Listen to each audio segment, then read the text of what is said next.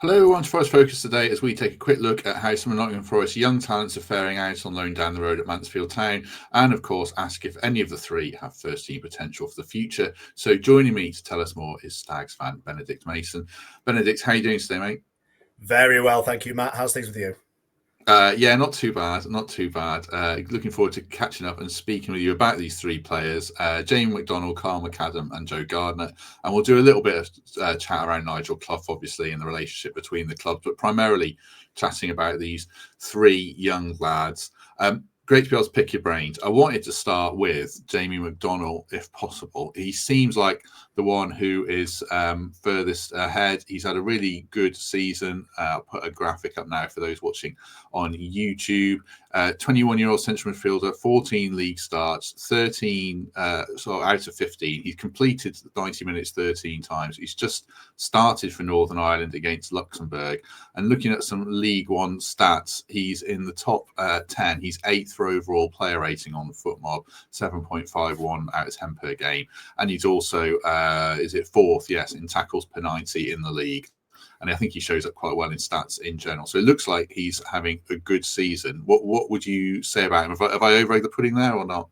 Oh, definitely not. No, you absolutely have not overrated it. And it's a perfect place to start. Obviously, he made his first start for Northern Ireland, didn't he? Which, interesting stats. It's the first player to start for a home nation club for Mansfield Town since 1981. And I think he's only the second player ever to do so. So, first and foremost, absolutely fantastic achievement for him. And for the club, obviously, and for Nottingham Forest. But you're definitely not over-egging it. He is, by far and away, one of the best defensive midfielders I've ever seen at this club. And I say that, he's 21 years old. And we've had some brilliant players over the in the amount of time I've been watching. I've been going to watch Mansfield since the late 90s. But this guy is something else. He has got so much potential. And, obviously, they've seen that at international level with Northern Ireland. He had a what I thought was a really steady game the other night, but the stats don't lie, and he is a very mature player who has the potential to play, in my opinion, right at the very top. Yeah, he was coming off the back of a good loan spell at Colchester last season, and it's really interesting to hear you say you think he can play right to the very top then. Let's talk about that a little bit. We'll come to his assets game. I mean, that's when you say very top, you think he's got Premier League potential then? I do. Yeah, it's obviously quite difficult to say when you're watching a player play against League One players. But I've watched enough League One, League Two, lower league football to see when a player stands out, such as Jamie McDonnell. And quite honestly, if he didn't make it right to the top, I would be quite surprised, because his reading of the game, his work rate, the way he uses the ball, and his anticipation, the way he's not just got half a yard on everyone else with the ball, but when he's not got the ball, he's somehow there. It's hard to describe without seeing him.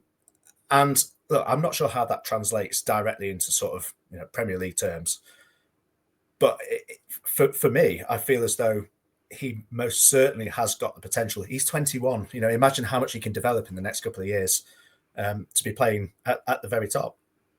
Any worries come January that Forest might think, oh, he's doing so well, let's send him to the Championship, or not?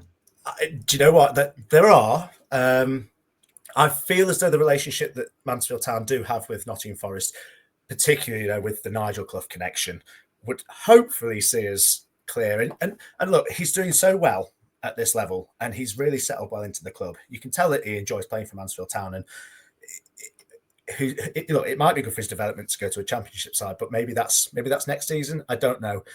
Slightly worried because he's the engine for us, just in front of the defence. But I would like to think that he's settled so well, he's doing so well, he's developing his game brilliantly at Mansfield Town, that hopefully that he'll be here till the end of the season. This is sort of a tangential question, but is this the thing of being a fan of almost any club actually below Real Madrid? But you'd be your best players go, but particularly in League One, League Two, there's shorter contracts, there's lots of loans. Is it, this could be our year to get promoted, and next season, who knows what the squad's going to look like?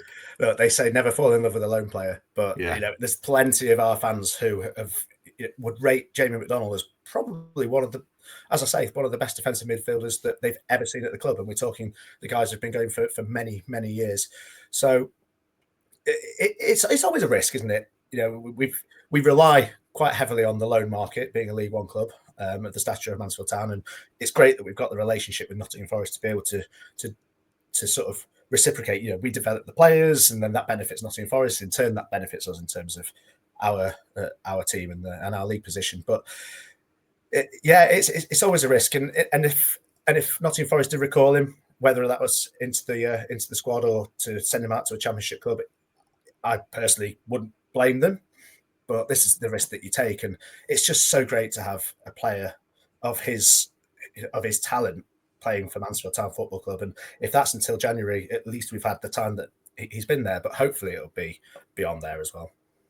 Let's move on and talk about the other two players then, who, Joe Gardner is one that has been on the radar in the Forest B team academy. He's played, I think he's played one game for the first team. It feels like he was one that people are really talking about. He's 20 years old. He can play right wing, attacking midfield, basically across the front line, I think. He's only made 2 starts and 6 sub appearances. He did score a really good goal in his first start. It sounds like he's been hampered by injury a little bit. What have you made of him? Yeah, it's been a little bit of a shame, the start that Joe Gardner's had, not because of the ability that he's shown, because when he's played, he's looked very, very good. But he got injured in the first pre-season friendly at Retford away. I think he only played sort of 25, 30 minutes. So naturally, that's hampered the amount of time that he's had on the pitch. He was out for a good 6 weeks, so he missed the first few weeks of the season. However, when he does play, he looks very good. He's very good on the ball, but he's one of those that will run at defenders. And the last thing that defenders want, especially at this level, is a player of Joe Gardner's standard running at them. He's not afraid to get stuck in. He'll do the dirty side of the game, but give him the ball in the sort of the final third, and it's one of those where the crowd get on their feet because they think something's going to happen. And this guy definitely knows how to make things happen. And yeah, he scored that one really good goal, that solo effort where he's ran from the halfway line and put it into the bottom far corner. But there's plenty more to come from him, I think. And if he can just string together a run of games and without injury, I can imagine him being a first team starter all day at this level. And, who knows, probably beyond that. Yeah, is there a spot for him in the first team when he's fit and flying, or have you got 2 nailed wingers and number 10, or however you play? It's the way that we play. Generally we won't play with wingers, but I feel as though Joe Gardner's good enough to play, at the front, leading the line.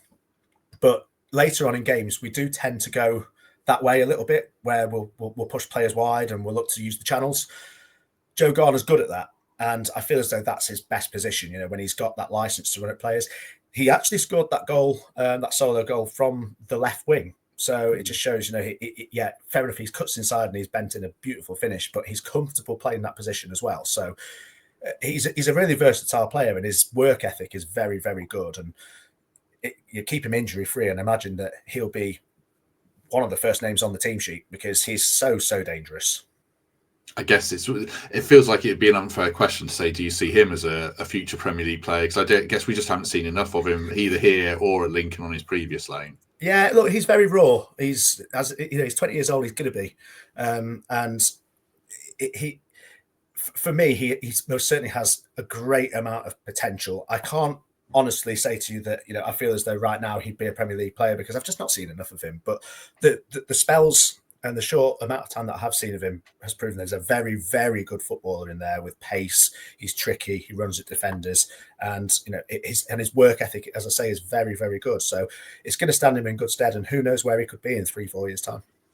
The other player that you've got on loan is Kyle McAdam, also 20. He's played 10 times this season, only a couple of starts in the league. I thought he was a left back, but I think he's played left midfield for you, or he can play down the left. Is it a reason why he's not had so many league starts? Is there someone ahead of him in the pecking order? What have you made of him? It's been a little bit tough for Kyle McAdam because we've got established fullbacks. Stephen McLaughlin's in there, who has been steady for us for good 4 or 5 years now. He did start away at Chesterfield in the Cup, and you think you're going to throw him into the Lions' Den, and see if his character stands up to the scrutiny, then that's definitely the game for it. Tense local derby, sellout crowd. And he played very well. We went away and won 2-0. He was one of the players of the game. I think he got an assist for the goal as well. So for one of the goals. But it's tough for him because he looks ever so slightly lightweight at the moment, but maybe that's just for League One football. There's a lot of physicality at this level, and he's 20 years old. He's just starting to play his trade. It has been tough for him to get those starts, but that doesn't mean to say that it's been a wasted loan by any stretch of the imagination. I feel as though that even just being around that squad, seeing those games, having coming off the bench and playing such occasions as Mansfield versus Chesterfield it can only develop him. And I do think there's a very good player in there as well. Just before we talk about Nigel Clough, Stags in general, and the relationship with Forest, a quick word for the Trent Navigation and what is coming up at Christmas.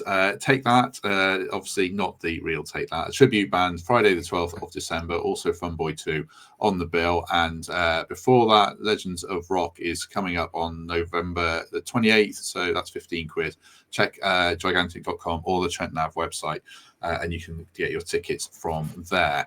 Right, let's look at, obviously, Nigel Clough is a club legend. And I forgot you got Stephen McLaughlin, by the way. I was just checking before that it was 10 years since he played for Forest. Yeah, Nigel Clough, club legend. He's been there for 5 years, which must mean he must be one of the longest serving managers in the country now, mustn't he? I think he is. What's his stag status then after 5 years? I think he's the fourth longest serving manager in the 92. I might be. I'll be prepared to be corrected by your listeners and viewers. But in terms of legend status, well, Nigel absolutely has it. He's taken us from the depths of League Two, where we looked like we were struggling, to we've had a couple of seasons where we've almost got there, and there was sort of talk of will Nigel want to continue? Will the club want to continue with Nigel? But look, the man is a club legend. He has elevated us to League One for the first time in 25 years, and not only that, but made it stick. Last time we were in League One, we lasted a season, straight back down, and then the decline just went from there, and we ended up in the conference. Whereas Nigel has just got something about him. The players want to play for him, and we had a couple of disappointing seasons. We lost in the playoff final against Port Vale in a very disappointing result. We lost 3-0. And then the season after, we missed out on the playoffs on goals scored by 1 goal scored. So there's been disappointments along the way, but it's not like Nigel to sort of back down from a task. And when people were thinking, well, is that it for him? I don't think it was ever in Nigel's head that he wasn't going to continue. And the chairman and the board have stuck with him rightly in hindsight, and we are where we're at today mainly because of him. And you can see in his interviews he's got so much of his old man in him, whether it's the way he speaks to interviewers, whether he's just how straight-laced he is, how forward he is. And for me, he is possibly the best manager we've ever had at the club. It's interesting because I was sort of checking the results last season. There was a spell where you were winning loads, winning every week. I think you might have won at Birmingham or something like that, and you were absolutely flying. And then I checked the results, and you were losing game after game after game. But it didn't seem like, was he ever under threat or not at that point? I feel as though there was a very small vocal minority that you know what social media is like, you know what Twitter's like, and it sometimes brings out the worst voices to score. But actually, I didn't hear anything at games, even when we'd not won in 10. I didn't hear anything at all from the terraces negatively when it came to Nigel.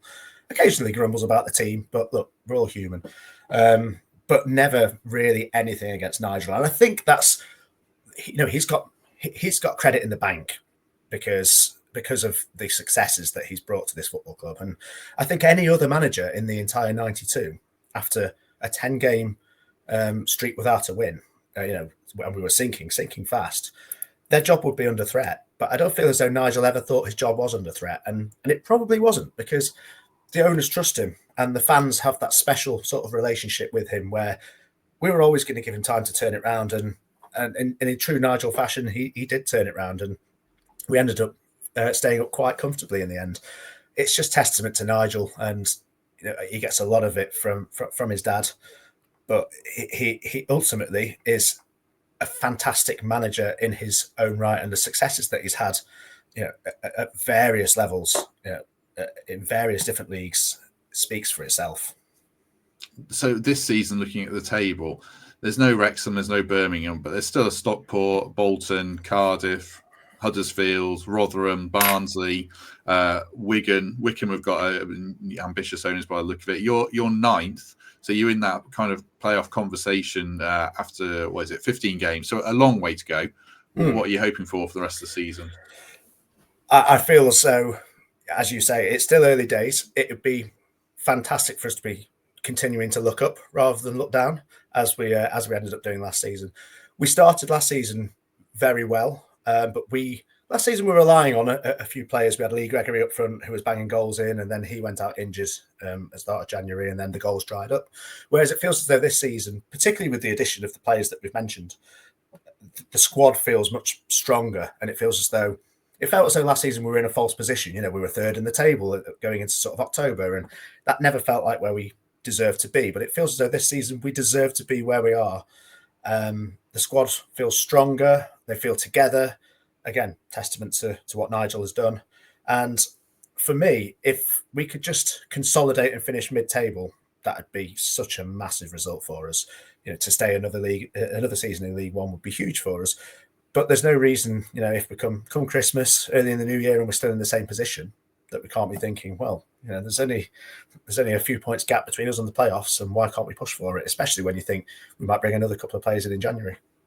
And just finally, then, obviously, hopefully we're a Premier League club for years to come. Having a Premier League club down the road where it looks like you've got a good relationship with, is this a mutually beneficial thing where you can give our top young talent games and a chance to develop, and you would hope this kind of relationship will continue for years to come from now? I think it's a game changer. I think having that relationship with Nottingham Forest is going to be hopefully crucial for many years to come. Mansfield Town is a good place to play football, and when you've got a manager like Nigel at the helm, you can't not learn from him as a young player who wants to make strides within the game.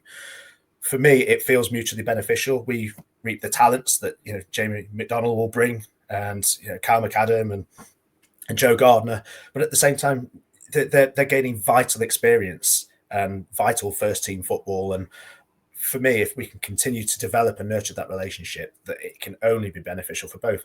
Hopefully Nottingham Forest will stay in the Premier League for a long time, and the situation will continue to be that even such talents as Jamie McDonnell, you can loan out to League One and not have to worry about sort of backfilling that place in the squad, such a strong Premier League squad. And for me, it could be really crucial to Mansfield Town not only surviving but thriving in League One, and maybe, who knows, moving up even higher. Hopefully so. I mean, Brennan Johnson's obviously the great example of a League One loan, so it'd be great for you to get another one of those players off us, and then they kick on. Shout out as well, just before we go, to Brennan, who scored a great goal. Wales are in the World Cup playoffs, so hopefully Nico Williams is going to the World Cup after they beat North Macedonia 7-1 last night. And if there's any Scottish Forest fans out there as well, it was good seeing the scenes after they beat Denmark. And I don't know, where are Northern Ireland in qualifying? Are they out of it? I haven't even I think so. Yeah, I think they're out of qualifying. Because they played against Luxembourg the other night, didn't they?